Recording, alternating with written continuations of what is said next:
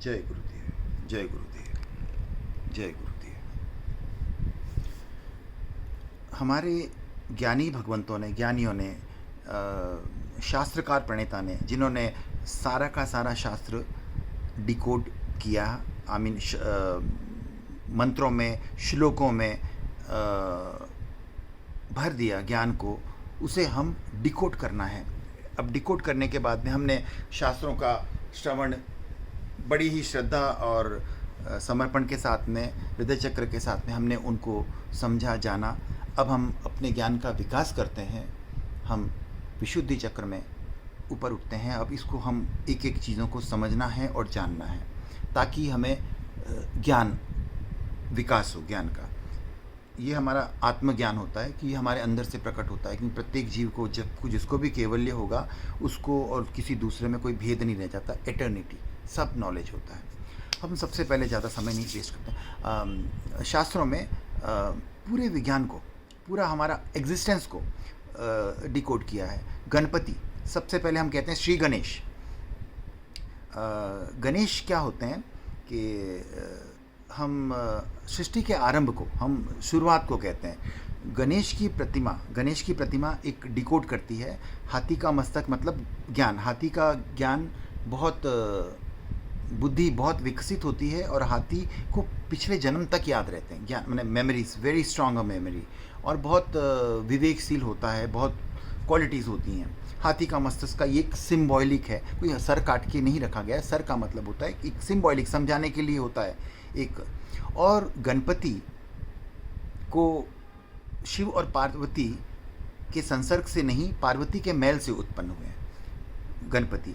ये एक अर्थ है, इसका अर्थ है कि प्रकृति का सबसे प्रथम जीव जो होता है अमीबा, वो किसी प्रजनन से पैदा नहीं होता। वो एक प्रकृति जैसे एनर्जी और कॉन्शियस जो चेतन होता है, वो किसी अकस्मात घटना जिससे मिल जाते हैं और पुद्गल अपने आप, पुद्गल मतलब मैटर, जो पंच महाभूत, एक घटना से चमत्कारी तरीके से कुछ ऐसा हो जाता है घटना, जिससे कोई एक अमीबा जैसा जीव उत्पन्न होता है। और ऐसी संभावना 0.0000000 अनलिमिटेड 1, मतलब इतनी कम संभावना होती है, और वो संभावना हो गई। हम प्रकृति के प्रथम जीव को देखते हैं, उसके बाद में उसके विभाग होते चले जाते हैं, टुकड़े होते हैं, वो हर टुकड़ा एक जीव हो जाता है। उसके बाद में कई समय बाद में प्रजनन आरंभ होता है। प्रजनन आरंभ होना का अर्थ होता है कि विष्णु का पराक्रम, जिसको हम कहते हैं पुरुषार्थ से उत्पन्न किया जाना, पुरुषार्थ से उत्पन्न होता है। तो किसी भी कार्य के लिए हम गणपति, आरंभ होता है तो हम उसको गणपति कहते हैं। और गणपति माता शक्ति की अपनी कृति है, अपनी स्वयं की सृजन है। उन्होंने प्रथम चेतना को मैनिफेस्ट किया, जीव उत्पन्न किया, और उसके बाद में निरंतर जीवों में एवोल्यूशन होता गया। मछली, कच्छप, वराह, ऐसे करते करते एवोल्यूशन द्वारा हम हर एक को हमने अवतार कहा। जहाँ भी जाके सभ्यता की एक शीर्ष पे पहुँचा, फिर वो विकसित होते चला गया, पूरे विश्व में फैल गया।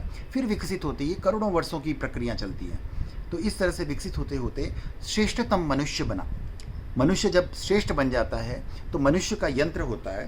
तो ये एक साधना के लिए, प्रैक्टिस के लिए, हम अपने कर्मों को विच्छेद करें, उसके लिए एक उपयुक्त यंत्र है मानव यंत्र।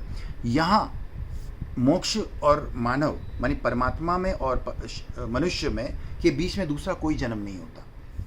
और ये जन्म के बाद में प्रकृति मनुष्य को अपने ऑर्डर से, यानी आज्ञा से मुक्त कर देती है। प्रकृति के सभी जीव प्रकृति की आज्ञा में है, जैसे गाय, शेर, कुत्ता, सबके भोजन, रहन सहन, खान पान प्रकृति द्वारा निर्धारित है, उसमें वो हेर फेर नहीं करते। पर मनुष्य को स्वतंत्र करना पड़ता है, क्योंकि वो मनुष्य, अब यही मनुष्य अपने पुरुषार्थ के बल पर परमात्मा में विलय कर सकता है। He can become a God, ये बट इसका अपना पुरुषार्थ है। अब फ्री करने में एक चीज़ होती है कि मनुष्य के साथ में मन भी है, वो चंचल भी है, भटक भी सकता है। हमारा मन होता है, मन इंद्रियों के द्वारा संचालित है। इंद्रियां होती है बुद्धि, विवेक, इस पे हमारा पुरुषार्थ चलता है। यहाँ हमें विवेक से दिशा देखनी होती है। मन की जो इंद्रियां होती है, मन के द्वारा जो चलती है, ये सेंसरी ऑर्गन्स है। ये इन्फॉर्मेशन लेते हैं और हमारे मस्तिष्क में पहुंचाते हैं, और मस्तिष्क से जानकारियां हमारे स्पाइनल कॉर्ड में चली जाती है, और हम उसके हिसाब से अनुरूप वर्तन करते हैं। We behave accordingly. हमने जैसे आग को स्पर्श किया, जल गए, मस्तिष्क को पता चला, फिर हम दोबारा नहीं चलेंगे।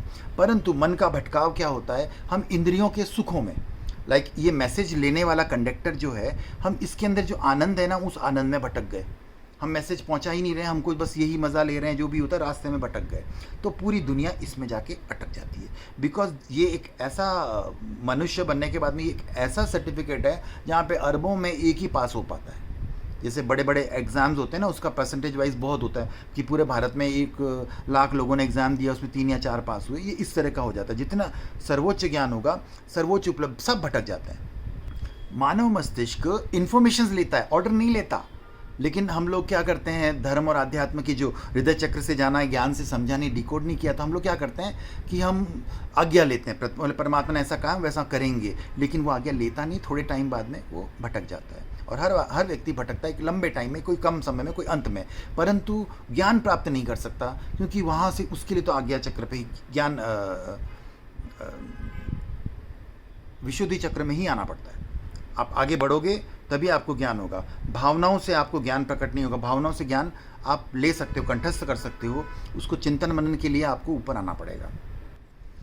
हम जब ज्ञान के आधार पे चलते हैं, जिसे हम विज्ञान कहते हैं, विशेष ज्ञान पे, हम हर चीज़ को समझते हैं। अब जैसे कि मैंने किसी को देखा, सपोज़ कोई चाय बना रहा है, तो उसने गैस जलाई, पतीला रखा, पत्ती डाली, ये डाली। अगर हमारे अंदर सिर्फ भावनाएं रही तो हम उसकी हर क्रिया को देखेंगे, लेकिन बुद्धि नहीं हुई, हम क्या करेंगे, पतीला रखा कहीं पे, आग लगाई कहीं पे, गैस कहीं और, पत्ती कहीं डाली, चाय कहीं डाली।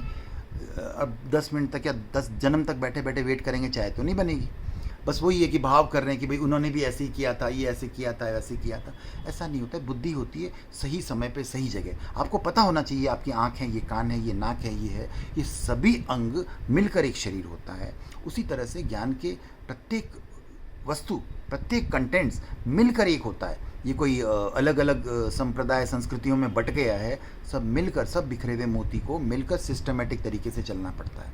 गाड़ी का स्टेयरिंग अलग, पहिए अलग, वो अलग, सब चीज़ें श्रेष्ठ है, सबके सब महान है, किसी के बारे में बुराई कर ही नहीं सकते, लेकिन सब मिलकर एक होता है। ये हम आगे डिस्कस करेंगे बाकी का।